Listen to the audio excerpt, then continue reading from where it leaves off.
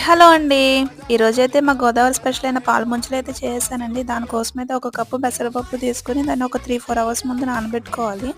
దానిని మనం మెత్తగా కొంచెం వాటర్ ఏసి మిక్సీ పట్టేసుకోవాలన్నమాట. మన ఇడ్లీ రేకులో ఇడ్లీ కింద వేసుకోవాలి. అవి ఉడికిన తర్వాత ఇలా ముక్కల కింద కట్ చేసి ఒక కప్పు పెసరపప్పుకి ముప్పావు కప్పు బెల్లం అయితే ఏసి రెండిటిని మిక్సీ పట్టేయాలండి. తర్వాత ఒక ప్యాన్‌లో కొబ్బరి కూర వేసుకొని దాన్ని లైట్‌గా ఫ్రై చేసి మనకి ఈ పప్పు అది ఉంది కదా! అది అందులో ఏసి బాగా మిక్స్ చేసుకోవాలి. మనకిలా ఉండైతే రెడీ అయినట్టేనండి. తర్వాత ఒక అరకప్పు వాటర్ తీసుకొని అందులో పావు కప్పు బెల్లం వేసేసుకొని కరిగించుకోవాలన్నమాట. కొంచెం యాలకులు కూడా వేసానండి ఇందాక అందులో మర్చిపోయాను.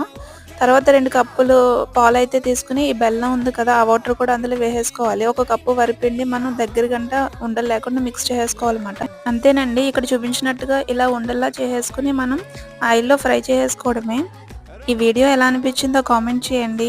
నచ్చితే లైక్ చేయండి. నా ఛానల్‌ని సబ్స్క్రైబ్ చేయండి. Bye bye. Thanks for watching.